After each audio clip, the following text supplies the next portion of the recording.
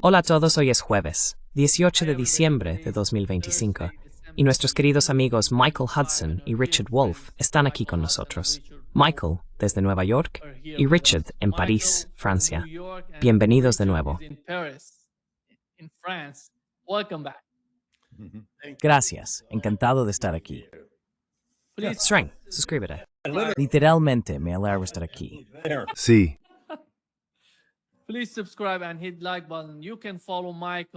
Por favor, suscríbete y dale al botón de me gusta.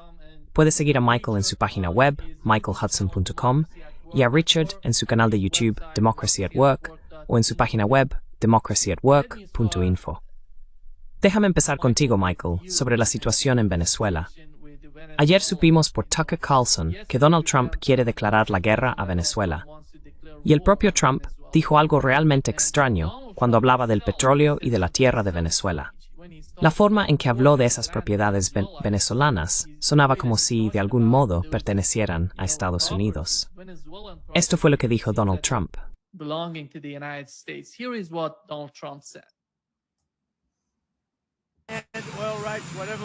Y los derechos sobre el petróleo, los que tuviéramos, nos los quitaron porque teníamos un presidente que quizá no estaba atento. Pero ahora no van a hacerlo. Queremos recuperarlos. Nos quitaron nuestros derechos sobre el petróleo. Teníamos mucho petróleo allí. Como sabéis, expulsaron a nuestras empresas y queremos recuperarlo. Michael, viendo lo que dijo Donald Trump anoche, ¿crees que se está volviendo más belicista con respecto a Venezuela o que está echándose atrás?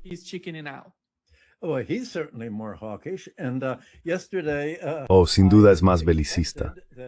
Ayer esperaba que nuestra conversación de esta mañana fuera totalmente sobre Trump declarando la guerra a Venezuela, porque Tucker Carlson hizo un anuncio que se difundió por todo Internet, Yahoo y otros medios, diciendo, esto es lo que sé hasta ahora. Ayer se informó a los miembros del Congreso de que se avecina una guerra, y el presidente la anunciará esta noche a las 9 en su discurso a la nación. Naturalmente pensé, de acuerdo, vamos a hablar de la guerra. Pero escuché y fue un discurso tan aburrido. Trump no sabía qué decir. No habló de nada salvo de que la inflación en Estados Unidos estaba bajando, de que la vida nunca había sido mejor para la clase trabajadora estadounidense y de que va a mejorar mucho más.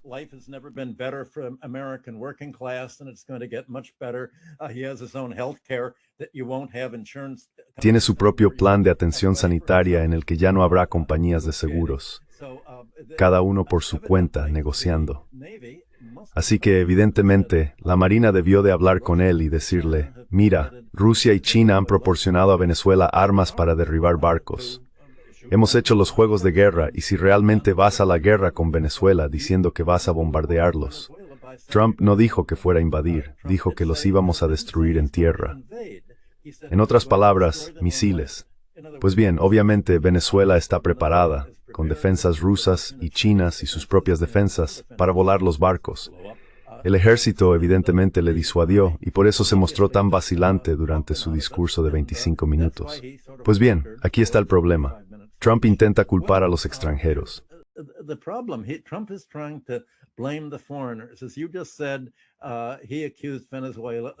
Como acabas de decir, acusó a Venezuela de robar su petróleo y quiere que las cosas vuelvan a ser como antes.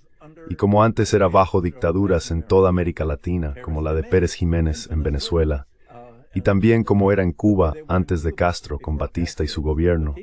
Así eran las cosas. Estos países estaban totalmente bajo el control estadounidense, lo que a Trump le gusta llamar la esfera de influencia americana. Y eso es lo que hizo la Estrategia de Seguridad Nacional. Controlamos el petróleo. Así que Trump ha dicho que esos barcos van a bloquear a toda esa flota en la sombra que ha estado vendiendo $8,000 millones al año en exportaciones de petróleo venezolano. Y vamos a impedirles comerciar, igual que estamos impidiendo a Rusia comerciar su petróleo, bloqueando sus petroleros.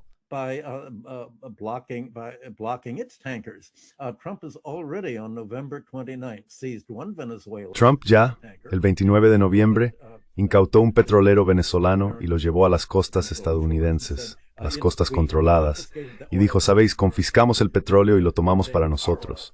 estamos tomando nuestro petróleo. Todo lo que tenga Venezuela me pertenece.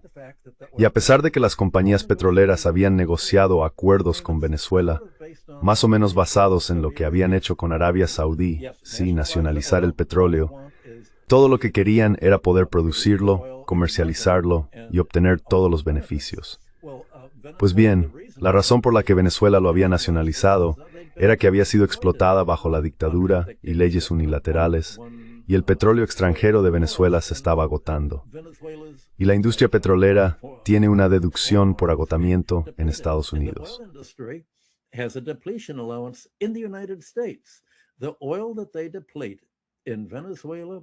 El petróleo que se agota en Venezuela o en cualquier otro país cuenta como un crédito fiscal frente al impuesto sobre la renta estadounidense. Los propios países no obtienen ningún beneficio de que su petróleo se agote. Toda esta deducción por agotamiento se contabiliza como un coste de producción, reduciendo sus beneficios. Así que Venezuela vio que las compañías petroleras estadounidenses simplemente no declaraban beneficios sobre los que pagar el impuesto sobre la renta. Vendían el petróleo venezolano a un precio muy bajo a refinerías en el extranjero, principalmente en Trinidad, a ese mismo precio bajo. Luego, Trinidad, a través de una empresa panameña controlada por compañías petroleras como Standard Oil, vendía el petróleo que compraba a Venezuela a bajo precio, con un enorme margen, a la empresa panameña que lo vendía a Estados Unidos a un precio más alto.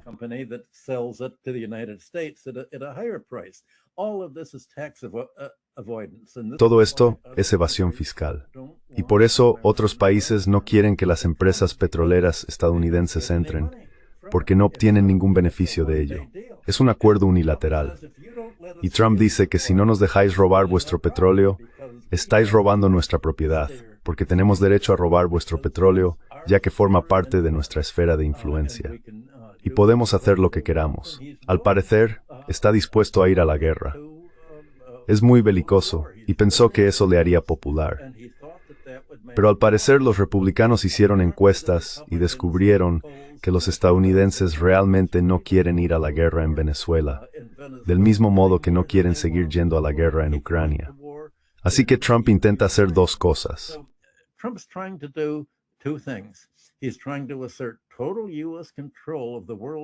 Está intentando imponer un control total de Estados Unidos sobre el comercio mundial de petróleo, no solo para aislar a otros países petroleros como Rusia, Irán y Venezuela, sino también para impedir que el resto del mundo busque alternativas al petróleo, como la energía verde a través del viento y la energía solar, porque ahí es donde China tiene ventaja.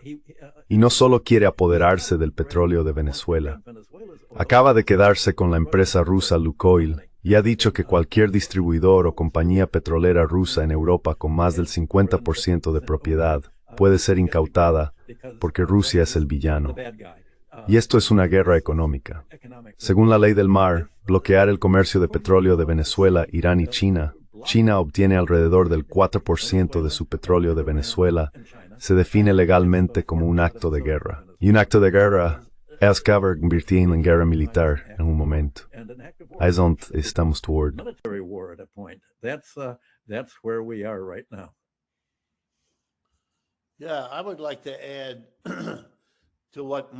Sí, me gustaría añadir algo a lo que dijo Michael, señalando un paralelismo. Si miras ese documento de seguridad nacional publicado el 4 de diciembre y lees la reescritura de la historia que contiene, verás que la historia que nos han contado sobre el final de la Segunda Guerra Mundial no es del todo correcta. No se trató solo del fin de los imperios europeos sustituidos por Estados Unidos, ni de la libra esterlina reemplazada por el dólar estadounidense como moneda global, ni de la construcción de 700 bases militares alrededor de Rusia y luego alrededor de China para contener el comunismo. Nada de eso refleja realmente lo que estaba ocurriendo. None of that is really what was going on. What you get in that statement, and obviously Lo que se percibe en esa declaración, y obviamente es el pensamiento del señor Trump, pero también de todo el entorno que le rodea, es una historia completamente distinta, una historia sobre la victimización de Estados Unidos. El señor Trump repite constantemente, y lo ha hecho también en otros foros, como los británicos, los canadienses, los mexicanos y los europeos, nos han estado engañando, tratándonos mal, comportándose de manera inapropiada, y así sucesivamente. Si uno cree esto, entonces los últimos 75 años habrían sido una delegación de todo el establecimiento político estadounidense, tanto republicano como demócrata, en una incompetencia absurda, que ahora por fin está siendo sustituida por un tipo listo, el señor Trump, que no va a permitir que nos sigan engañando.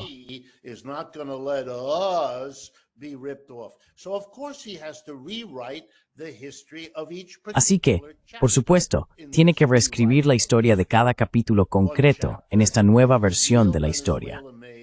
Uno de esos capítulos es el acuerdo que Venezuela hizo hace años con las compañías petroleras. Recuerdo una de las grandes empresas con las que trataron, a través de la cual vendían petróleo aquí, en Estados Unidos. Y pagaron una suma por ello, del mismo modo que el petróleo fue nacionalizado en la mayoría de los países del mundo que lo poseen. Dieron ese paso. ¿Por qué? Porque querían una parte del negocio del petróleo. De lo contrario, estaba simplemente monopolizado por las 7 grandes compañías petroleras que se lo habían arrebatado y luego lo vendían al precio que podían obtener en el mercado mundial. Ya fuera Arabia Saudí o Egipto, todos querían una parte de lo que estaba ocurriendo.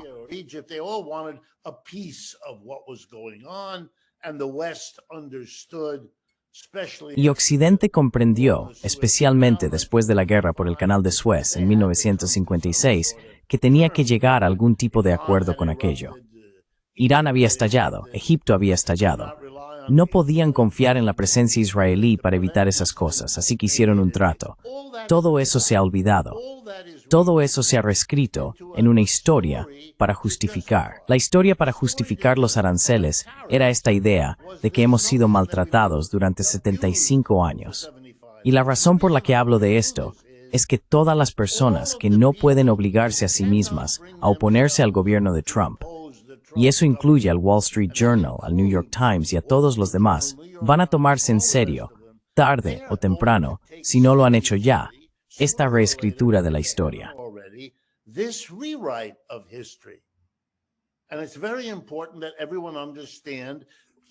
Y es muy importante que todos comprendan hasta qué punto todo esto es una fantasía. Es una fantasía, pero está hecha de forma tan burda, tan repentina, tan sin la más mínima prueba, que alguien como tú, Nima, puede con toda razón identificar el uso interesante del adjetivo nuestro en nuestro petróleo. Este petróleo se ha convertido mágicamente en nuestro petróleo, no en petróleo venezolano, ni latinoamericano, ni simplemente petróleo, sino en nuestro, como ha fattat propriedad destinies.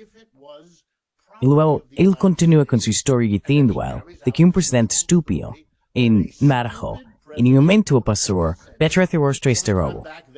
Allowed this theft to happen.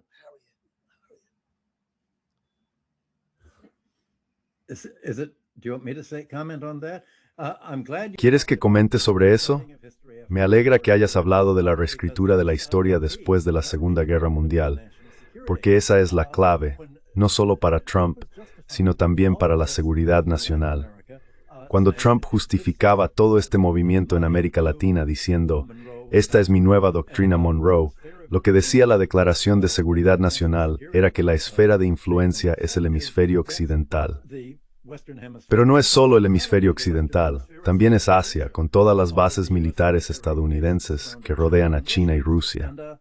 Y lo que ha ocurrido es que existe una historia ficticia. Estados Unidos, en esencia, va a monopolizar el control de toda América Latina y el Caribe para sí mismo.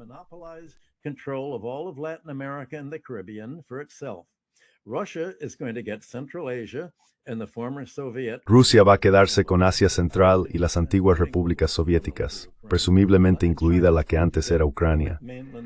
Y China va a quedarse con sus vecinos asiáticos del continente. Pero esto no es realmente una división de esferas de influencia regionales, como la que ocurrió al final de la Segunda Guerra Mundial. En 1945, en Yalta, sí hubo una división de esferas de influencia. Fue la reunión entre Roosevelt, Churchill y Stalin. Sin embargo, Estados Unidos no solo va a quedarse con América Latina y el Caribe. El acuerdo bajo la doctrina Monroe establecía que América se mantendría al margen de los asuntos del hemisferio oriental y de Eurasia. Pues bien, eso no es en absoluto lo que Trump pretende.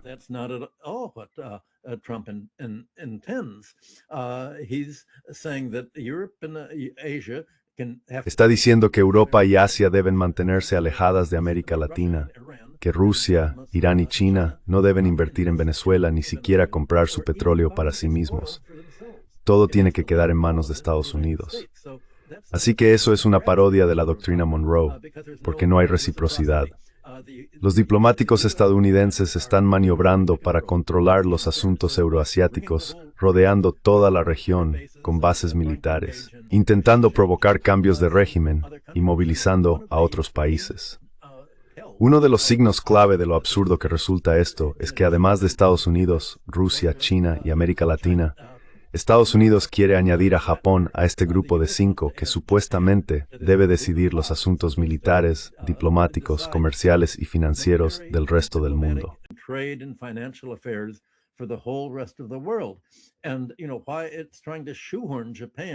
Y ya sabes, la razón por la que intenta encajar a Japón a la fuerza en este grupo regional es para tener más posibilidades de controlar al grupo consiguiendo el voto de Japón a su favor. ¿Recuerdas que hace unos años Estados Unidos quiso añadir a Japón al Consejo de Seguridad de la ONU? Y Rusia y otros países dijeron, jaja, solo queréis otro voto automático para Estados Unidos en el Consejo de Seguridad. Japón no tiene un voto independiente. Bueno, aquí tampoco se supone que lo tenga. Así que, mientras la Declaración de Seguridad Nacional decía que de acuerdo China y Rusia obtienen esferas de influencia sobre Asia, tienes al Quad, Estados Unidos, India, Japón y Corea del Sur. Esto no forma parte de la esfera de influencia estadounidense. Japón y Corea del Sur están obviamente del lado de Estados Unidos frente a Asia.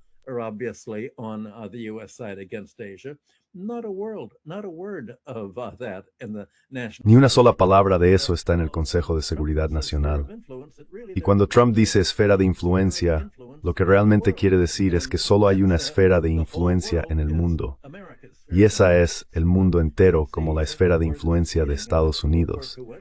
Se puede ver hacia dónde lleva esto.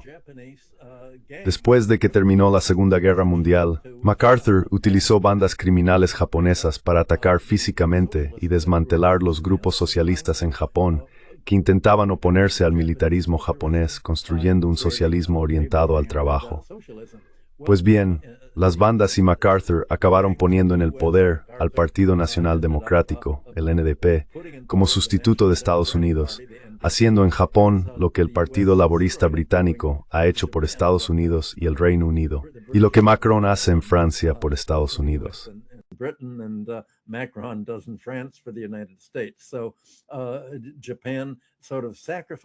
Así que Japón, en cierto modo, sacrificó su futuro en los años 80 con los acuerdos del Plaza y del Louvre, que acabaron provocando la década perdida de los 90, y desde entonces Japón ha estado estancado por su disposición a servir a Estados Unidos. Ese es el modelo que Estados Unidos quiere para Rusia, China y todos los demás países. Y lo que está haciendo en Venezuela es prácticamente lo mismo que hace contra Rusia. Intentar bloquear su petróleo y obstaculizarla donde pueda. Por eso creo que todos los llamados acuerdos sobre Ucrania se están desmoronando ahora mismo. Trump está llevando a cabo una toma de poder y planea militarizarla, y Hegseth parece estar totalmente a favor, lo que podría significar que está de salida, dada su impopularidad.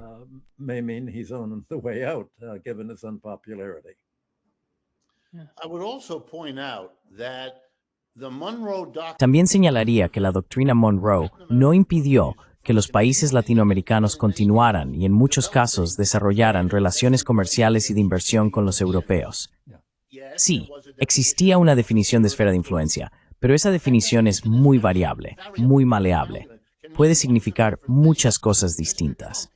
El señor Trump y las personas que le rodean intentan hacer que signifique mucho más de lo que jamás significó. Así que esto debe entenderse por lo que es, una maniobra transparente para obtener más dominio regional del que tenían antes, mientras siguen compitiendo con China y Rusia por Europa, Asia y todos los demás lugares. For Europe and Asia and all the rest of those places.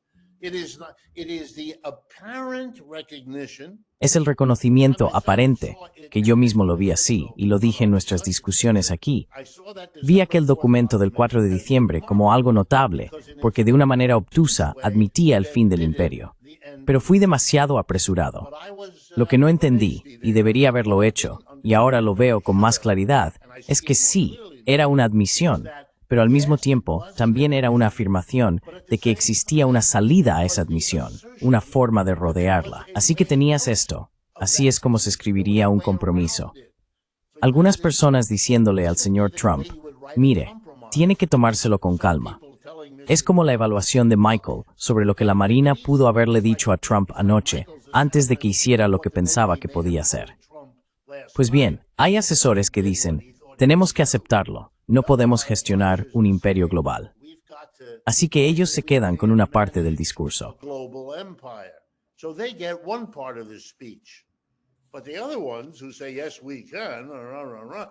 Pero los otros, los que dicen sí se puede, lo entienden, forman parte del discurso. Venezuela es parte del discurso de ese grupo. La guerra allí es su asunto. Le están diciendo a los chinos, que por cierto, han construido uno de los puertos navales comerciales más grandes y caros de América Latina, recién inaugurado en Perú, si no recuerdo mal, para enviar la mitad de los productos de América Latina a China. Para eso sirve todo. El puerto está más cerca de China, si sabes cómo funciona el océano allí. Así que esto es una contradicción. Como la actuación de anoche. Vamos a tener una guerra. Ahora no vamos a tener una guerra. Ahora vamos a filtrar una guerra. Ahora no vamos a filtrar una guerra. Sí, hay una lucha en marcha, lo cual es comprensible, forma parte del declive de un imperio. También noté que han asignado $8,000 millones a Taiwán.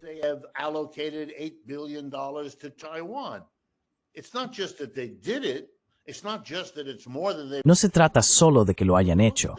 No se trata solo de que sea más de lo que han dado nunca antes. Pero fíjate en el momento, lo están haciendo al mismo tiempo que amenazan con una guerra con Venezuela. Este no es un país que haya admitido que su imperio global es insostenible. Este es un país que intenta mantener su imperio global. Y también señalaría, esto es extremadamente peligroso, razón por la cual hay tan pocos comentarios al respecto, que los chinos y los rusos, en la medida en que sus armadas estén de algún modo implicadas en torno a Venezuela, cosa que tengo entendido que sí, aunque no lo sé con certeza, y como lector bastante atento de la prensa, puede que se me haya pasado algo, pero sospecho que no se nos está contando mucho sobre el apoyo militar y económico que Rusia, China y posiblemente otros han ofrecido a Venezuela.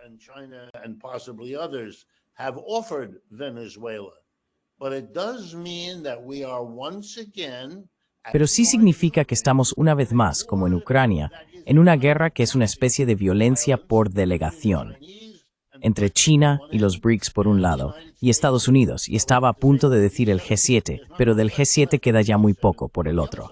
Y esto es algo muy peligroso.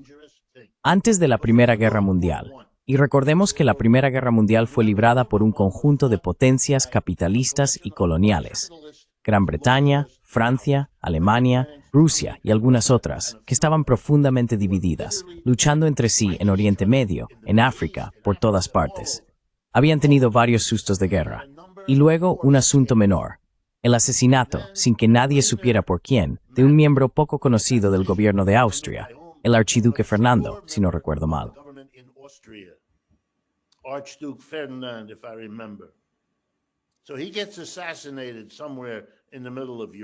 Así que lo asesinan en algún lugar del centro de Europa y todos los países se van a la guerra.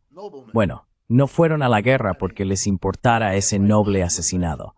Quiero decir, nadie en su sano juicio imaginaría eso. Fueron a la guerra porque llevaban 20 años de batallas continuas entre esos gigantes colonialistas, cada uno habiéndose repartido una parte del mundo. Recuerda la famosa reunión de Berlín en 1884, cuando literalmente todos los líderes de Europa sacaron grandes rotuladores y dividieron un mapa de África en particular. Los alemanes se quedaron con sus grandes porciones, los belgas con el Congo, Gran Bretaña con la mayor parte del resto, los españoles con algo. Y ya sabes, horrible.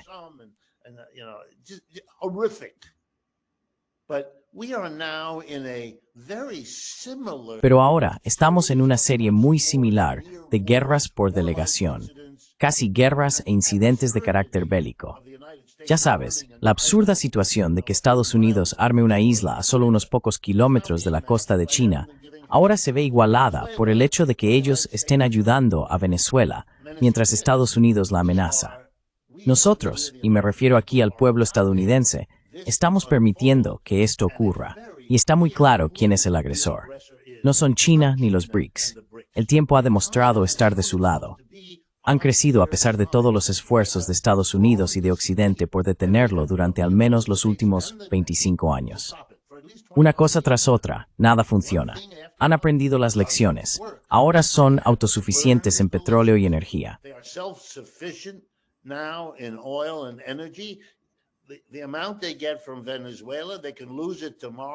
La cantidad que obtienen de Venezuela podrían perderla mañana, y no importaría. Su crecimiento económico este año volverá a ser aproximadamente de 2,5 veces a 3 veces el crecimiento del PIB de Estados Unidos. Ayer leí un informe que comparaba el coste de 1 kilovatio de energía dentro de China con el de cualquier productor allí.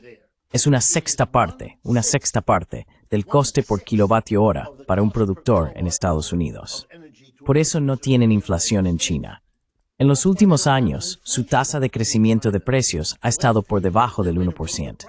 Nosotros tenemos inflación y un problema terrible con los precios de la energía. Europa está aún peor. No vamos a salir de esta situación.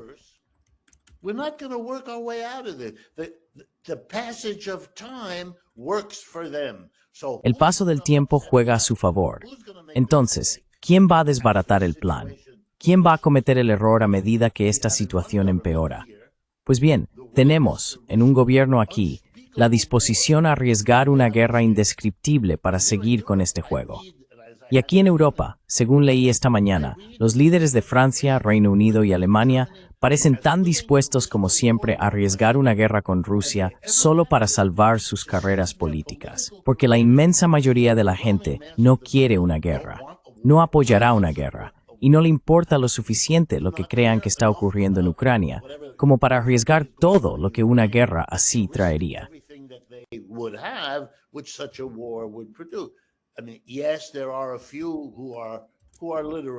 Quiero decir, sí, hay algunos que están literalmente desequilibrados, las repúblicas bálticas y un par de otros que hablan en tonos disparatados. Son personas que han estado en el desierto político durante mucho tiempo, y se nota. Pero los más razonables, los más equilibrados no quieren esto. Los europeos antes de la Primera Guerra Mundial tampoco lo querían, pero acabaron metiéndose en ella al permitir que esos incidentes quedaran sin respuesta por parte de un movimiento pacifista. Y por cierto, después de que terminara la Primera Guerra Mundial, el sistema capitalista, que fue el que fue a la guerra contra sí mismo en esa guerra, sufrió las derrotas más asombrosas imaginables.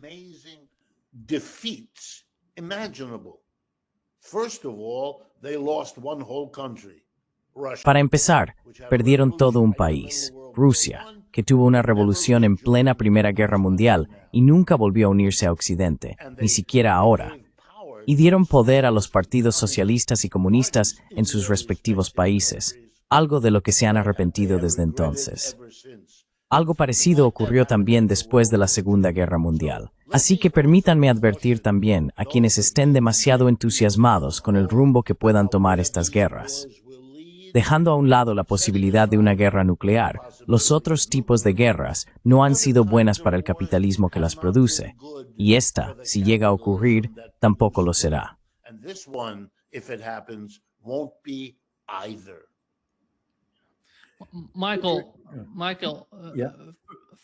Michael, desde Venezuela hasta los petroleros rusos, vayamos al peor de los casos, ¿están los Estados Unidos ampliando silenciosamente una guerra global?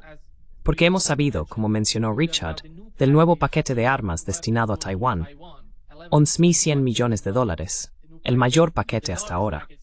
¿Qué opinas al respecto? What is your take on that?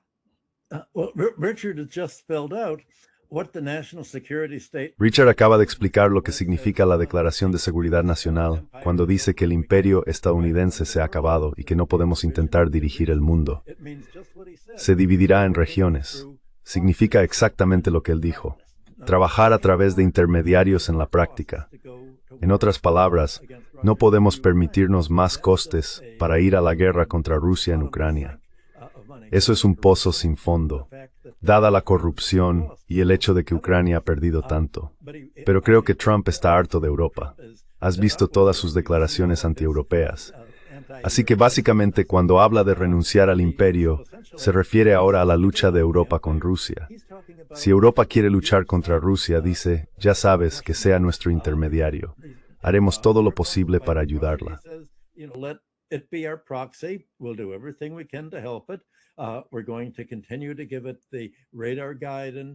Vamos a seguir proporcionando radares y orientación militar, diciéndoles exactamente dónde bombardear Rusia, pero no vamos a gastar dinero en ello. Europa tendrá que asumir la responsabilidad de la financiación. Por desgracia, tenemos allí a nuestros títeres. Merz, que acaba de decir que quiere volver a reclutar alemanes para un nuevo Wehrmacht que luche contra Rusia, como si fuera a haber una guerra terrestre. Macron, que sigue enviando mercenarios franceses. Y, por supuesto, Starmer en Inglaterra. Así que esto consiste en utilizarlos como intermediarios. Estados Unidos se está desvinculando de ellos, igual que intenta hacerlo en Asia, utilizando a Taiwán, Japón y Corea del Sur como sus intermediarios, o en América Latina, con gobiernos como el de Bolsonaro, a quien Trump intentó liberar de la cárcel tras su intento de anular las elecciones. Pero hay otro elemento necesario para este fin del control estadounidense.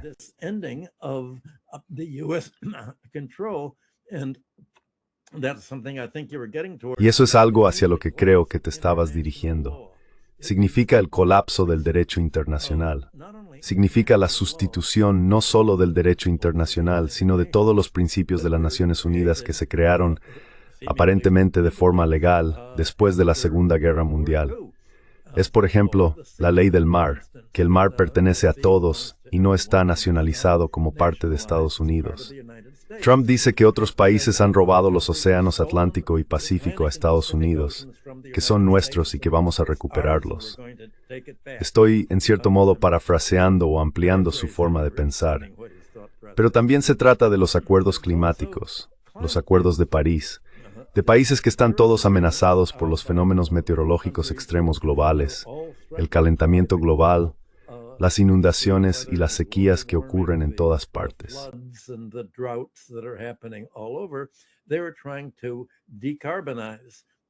Están intentando descarbonizar el medio ambiente para evitar que ocurra este desastre climático, el aumento del nivel del mar, la inundación de las costas en todo el mundo. Pero Trump básicamente dice que, del mismo modo que estamos en contra de que digáis que la ley del mar es libre para todos, como si no estuvierais hablando de nuestro océano, también estamos en contra de cualquier acuerdo internacional sobre el clima que nos impida controlar el comercio mundial de la energía mediante nuestro control del petróleo y decidir quién puede producir y comerciar con ese petróleo y a quién tenemos derecho a bloquear. Todo eso queda bloqueado.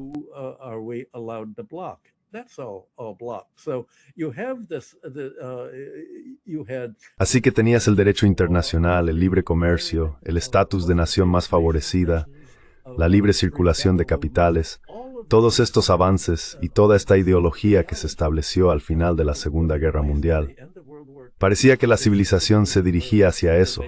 Todos, los gobiernos, la mayoría, actuando juntos para resolver los problemas comunes del mundo. Desde quién puede usar el mar, hasta cómo evitar que algunos países contaminen el medio ambiente y perjudiquen a otros, amenazando su seguridad o imponiendo ideas militares.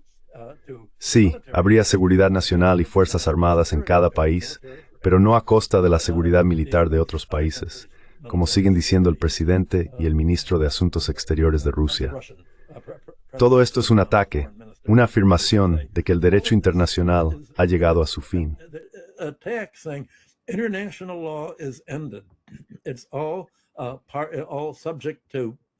Todo está sujeto al orden basado en normas de Estados Unidos, donde básicamente cualquier acuerdo o norma que rija el comercio internacional o el uso de combustibles está bajo la dominación estadounidense. Y ahí está la verdadera maniobra de poder. En realidad solo hay una esfera de influencia que es verdaderamente regional, y esa es la de Estados Unidos sobre América Latina. Todos esos otros países que se supone que tienen una esfera de influencia, cuando se habla de la esfera de influencia rusa, significa dejar que Europa luche contra Rusia, no nosotros. Cuando se habla de una esfera de influencia china, significa, bueno, dejar que China haga lo que pueda, pero nosotros la rodearemos con los países del Quad y con los apoderados estadounidenses, especialmente en Taiwán, con quien acabamos de firmar.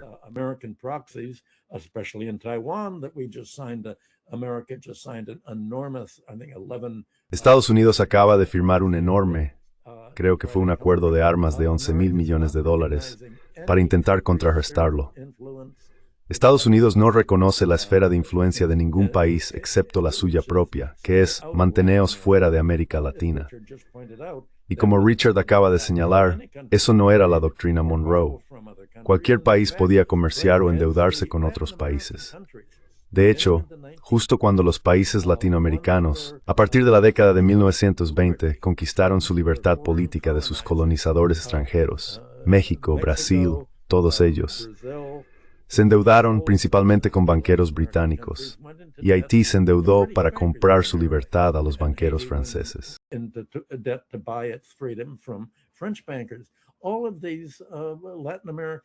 Todos estos países latinoamericanos se convirtieron en satélites financieros de Inglaterra y de los banqueros europeos.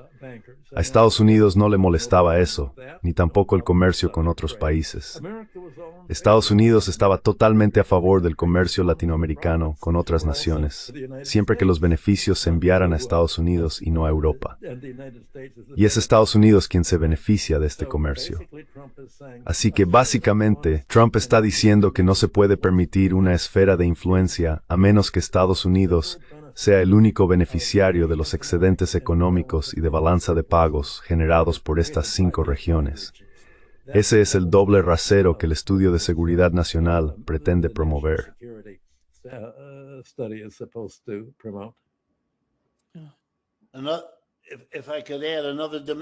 Y si pudiera añadir otro punto, solo para enriquecer las capas de comprensión de lo que está ocurriendo aquí. Verás, Estados Unidos salió de la Segunda Guerra Mundial como la potencia económica dominante. Pero no se trataba solo de que el dólar estadounidense estuviera en todas partes, de que Estados Unidos financiara todo y proporcionara los préstamos, el Plan Marshall y todo lo demás para el mundo entero y dominara el comercio mundial. También se trataba de una dominación política, una dominación ideológica. Hollywood producía las películas que todo el mundo veía. Levi Strauss fabricaba los vaqueros que todos aprendieron a llevar, y así sucesivamente. Todo eso, con una posible excepción, ha acabado por ser revertido. Estados Unidos ya no es la principal potencia económica.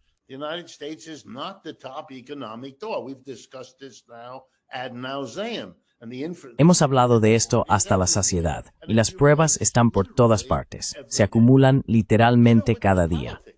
Lo mismo ocurre con la política. Ya sabes, en algunos de los temas clave, Estados Unidos no solo pierde votaciones en las Naciones Unidas, sino que las pierde de forma abrumadora. Hay votaciones de más de 100 de países contra 5. Estados Unidos es uno de esos 5. Israel suele estar ahí, y luego unas pocas islas pequeñas del Pacífico. Pero el resto del mundo ya no está con ellos.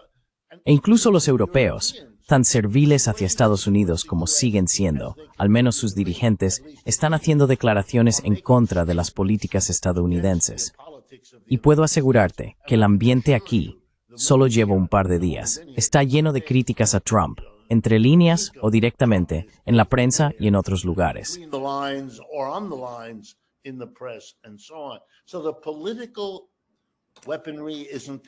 Así que el armamento político ya no existe. La posición política ha desaparecido, la posición económica ha desaparecido, la posición ideológica ha desaparecido. El mundo ya no sigue cada moda que surge de Estados Unidos como antes, ya sea en la forma de vestir o en cualquier otra cosa. Entonces, ¿qué queda? Este es mi punto, el poder militar. Aún no hemos demostrado al mundo que nuestro ejército ya no es abrumador. Durante la mayor parte de los últimos 30 años, y había organismos que se encargaban de ello, cuando se hacían recuentos de cuánto gastaban los principales países del mundo en defensa, Estados Unidos no solo aparecía en primer lugar, sino que gastaba más en el ejército que los siguientes 8 o 9 países juntos. Y entre esos 8 o 9 estaban Rusia y China. And those 8 or 9 included Russia and China. In other words, the United States was as overwhelming. En otras palabras, Estados Unidos fue tan abrumadoramente dominante durante la Guerra Fría en el ámbito militar como lo fue en el económico, político e ideológico. Así es como interpreto lo que dijo Michael, y ese fenómeno, que me sigue pareciendo mucho más importante de lo que la atención que recibe sugiere. Disparar a personas inocentes, porque no se ha demostrado su culpabilidad, que están sentadas en barcos en el Caribe o en el Pacífico. Por cierto, creo que 95 de ellas, o una cifra similar, han sido asesinadas. Ese es un símbolo muy poderoso de vamos a usar lo que todavía tenemos, el ejército. No vamos a depender de lo que hicieron los anteriores y estúpidos presidentes, que era, tienes la marina, abordas el barco, confiscas las drogas, si las hay, arrestas a las personas implicadas y luego ellas regresan a su país y son juzgadas allí. And then they go into their country and they get tried. No. That didn't work. No, eso no funcionó. Así que ahora usamos lo que nos queda, el puño. Estamos en posición de decir, cuidado mundo, si te pones de nuestro lado equivocado, te haremos esto también. Bien, esto es usar el ejército, porque no queda nada más que usar. Y aquí hay dos posibles resultados. Primero funciona. Aterrorizarás a gran parte del mundo con la amenaza de una acción militar, en última instancia, una acción militar nuclear. O, y podrías tener ambos, por supuesto, provocas que el resto del mundo te vea como el principal peligro para la paz mundial y se organice económica y políticamente para derrotarte. Y con esa observación, te dejo. And here let me leave you with a observation. We have hollowed out our manufacturing. Hemos vaciado nuestra industria manufacturera. No podemos hacerlo solos. Y si el resto del mundo llegara a vernos como una nación rebelde dispuesta a amenazar con el uso militar, habría reacciones. Pregúntate, si quieres, hazte esta pregunta. Si los asesores del señor Trump, que quieren una guerra en Venezuela, se salen con la suya y Estados Unidos ataca, desembarca tropas y todo eso, no se trata solo de que los rusos y los chinos puedan tener algunas sorpresas para ellos en Venezuela. Es que, por supuesto, pueden tomar medidas de represalia de muchas maneras. Volveremos a oír hablar de las tierras raras y de todo tipo de cosas que podrían hacer. Y ahí vemos de nuevo el camino hacia la guerra desplegado justo delante de nosotros, dependiendo de las decisiones que se están tomando, literalmente, mientras hablamos. Dependent on the decisions being made literally as we talk. Well, Richard's defined the problem. America's hitherto Bueno, Richard ha definido el problema. La posición económica de dominio que Estados Unidos tuvo alguna vez ya no existe, ha desaparecido. Entonces, ¿cómo puede Estados Unidos mantener su nivel de vida sin industria, con la desindustrialización y habiéndose convertido en un país deudor en lugar de ser el principal acreedor del mundo, que poseía la mayor parte del oro mundial y los derechos financieros sobre otros países? Pues bien, como acaba de señalar Richard, ahora otros países tienen que empezar a pagar por las guerras militares que Estados Unidos libró en el pasado.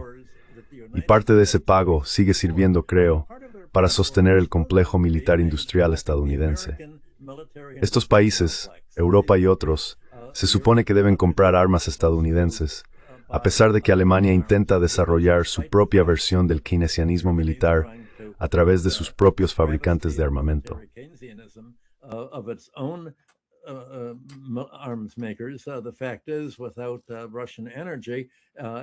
El hecho es que sin los precios de la energía rusa y los bajos costes de producción, realmente no puede competir con Rusia ni con otros países. Otros países tendrán que ofrecer beneficios a Estados Unidos para subvencionar su desindustrialización, para subvencionar sus enormes déficits presupuestarios federales que se financian en gran medida, al menos eso se esperaba, con otros países que mantienen valores del tesoro como sus activos exteriores, sus reservas monetarias internacionales. Todo esto parte de la suposición de que de algún modo Estados Unidos va a dirigir las políticas de otros países para asegurarse de que todo gire en torno a él, como si fuera el centro de una telaraña que se extiende hacia afuera. Y la cuestión es, van a decir otros países, queremos nuestro excedente económico para nosotros mismos, igual que Venezuela quiso sus recursos naturales y las rentas derivadas de ellos para sí misma. Estados Unidos tiene una cosa que ofrecer a estos países.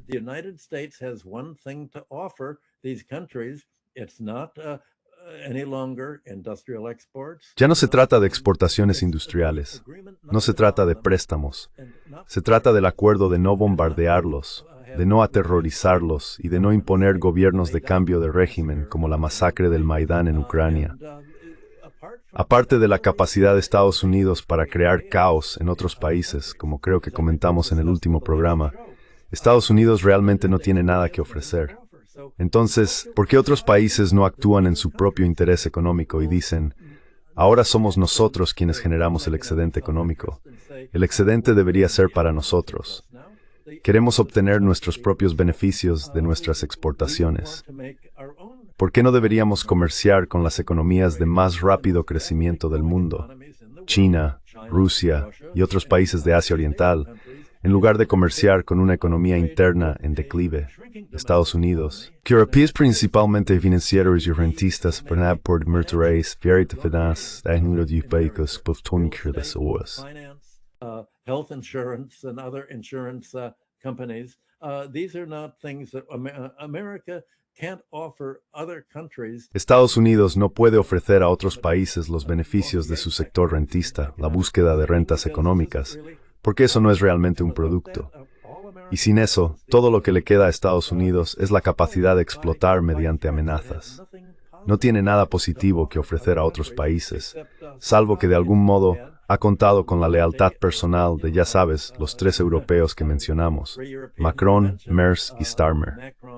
Y creo que hoy hay una reunión en Europa, puede que esté ocurriendo mientras hablamos, en la que 10 países europeos quieren apropiarse de los ahorros de Rusia, confiscar las reservas monetarias rusas en Europa. 8 países se oponen a esto. Monetary savings in Europe. 8 countries are opposing this.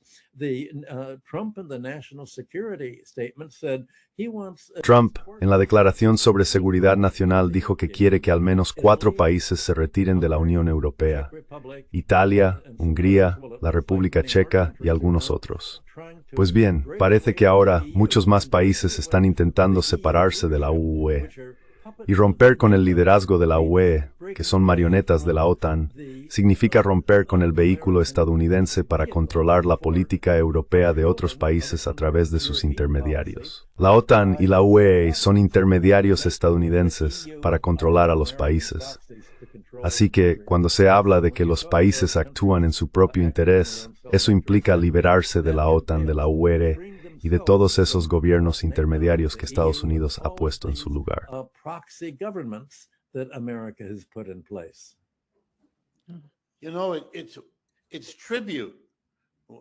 Sabes, es un tributo. Cuando von der Leyen hace el acuerdo con Trump, él ofrece reducir los aranceles, solo reducirlos, no eliminarlos. Y a cambio los europeos deben pagar tributo. Tienen que comprar gas natural licuado a Estados Unidos a un precio que no pueden permitirse y deben invertir $700 mil millones de su superávit aquí en la economía estadounidense. Absolutamente extraordinario. Pero ese es el modelo. Vas a obtener tributo, como Roma al final, recibiendo tributo de todos los pueblos que se rebelaban contra ella porque no querían seguir pagando. Estados Unidos está en una situación muy peligrosa y está tomando todas las medidas que eso conlleva.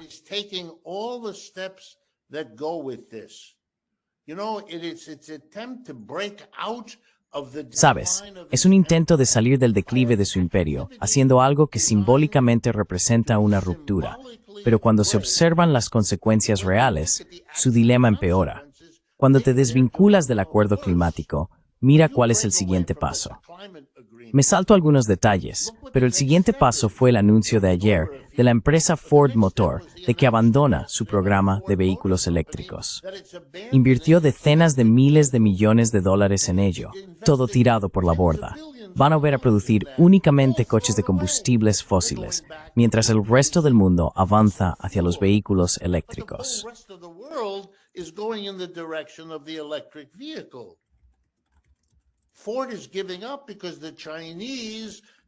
Ford se rinde porque los chinos los han superado en producción, en competencia, y ya fabrican los vehículos eléctricos mejores y más baratos. Así que se retiran. Eso hace que Estados Unidos dependa aún más de los combustibles fósiles, y por tanto, sea más responsable del calentamiento global que proviene de su producción y consumo. Es como si el mundo se preocupara por el tráfico de drogas, pero olvidara que Estados Unidos es el mayor mercado para ellas. Aquí se van a concentrar una dependencia tras otra, todo en nombre de la independencia. Y creo que lo que estamos viendo es simplemente un esfuerzo desesperado.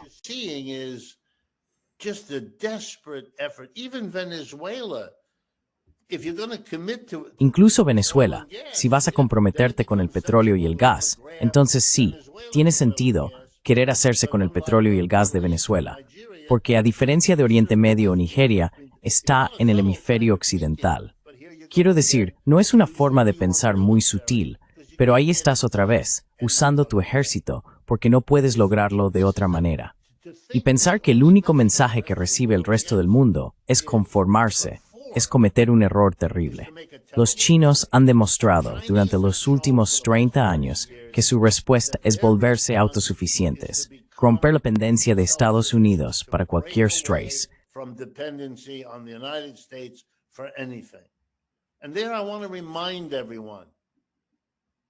Y luego quiero recordar a todos que después de la Segunda Guerra Mundial, en mi profesión, la economía, en las universidades, la subdisciplina más popular se llamaba desarrollo económico.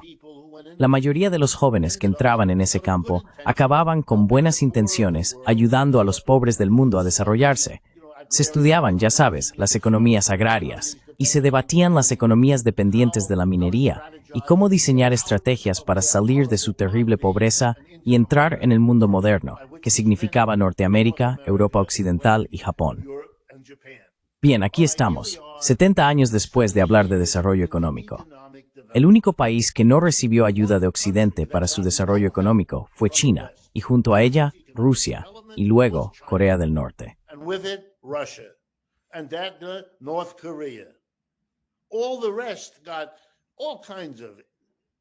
Todos los demás recibieron todo tipo de plan Marshall y ayuda exterior, y recibieron delegaciones. Muchos de mis compañeros de clase viajaron a esos países para darles consejos, para enseñar. ¿Quién ha tenido éxito? Rusia, China y Corea del Norte. ¿Quién no? Todos los demás. Eso fue lo que la ayuda de Occidente hizo por ellos. No lo ignoran. Puede que no lo digan, pero lo saben. Tienen que saber qué fue lo que en el mundo permitió a los chinos a su manera y a los rusos a la suya adquirir el poder, la riqueza y la independencia que ellos desearían tener, pero a la que ni siquiera pueden aspirar en la situación actual. Todas estas son formas en que el aislamiento de Estados Unidos es otra manera de entender lo que estamos viviendo.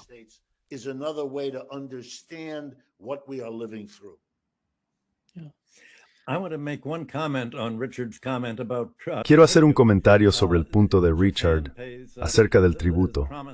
Japón ha prometido pagar $550,000 millones en inversiones y préstamos a Estados Unidos, Corea del Sur, $350,000 millones y Europa, $200,000 millones. Pero oponerse a que Estados Unidos reciba tributo del resto del mundo implica aislar a estos países, así como la capacidad de Europa para pagar tributo a Estados Unidos. Si la fuente de la capacidad de Estados Unidos para bloquear el desarrollo económico en otros países es el tributo que recibe de sus satélites en el extranjero y no en su propio territorio, entonces hay que aislar no solo la economía estadounidense, sino también aquellas economías que voluntariamente se han convertido en satélites de Estados Unidos, aceptando pagar todo su superávit por cuenta corriente, su superávit económico y comercial, a Estados Unidos como tributo para que éste no derroque a sus regímenes impopulares.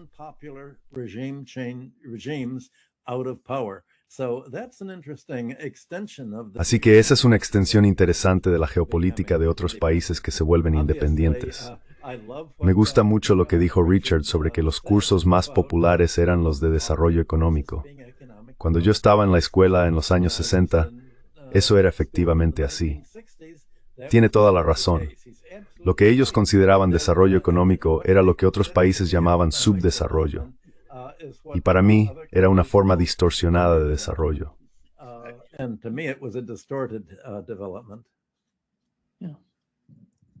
Richard, ¿quieres añadir algo antes de que terminemos?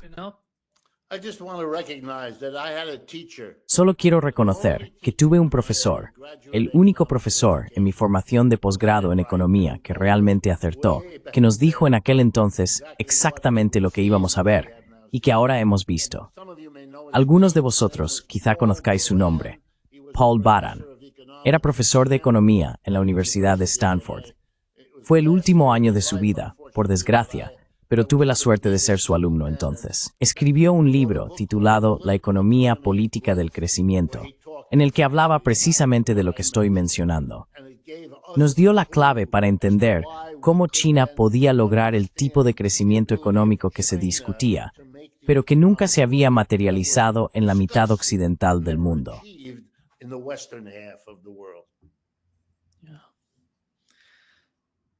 Muchas gracias, Siempre que venga paseo. Felices fiestas, por cierto. Feliz Navidad. Bye-bye. Bye-bye. Yes.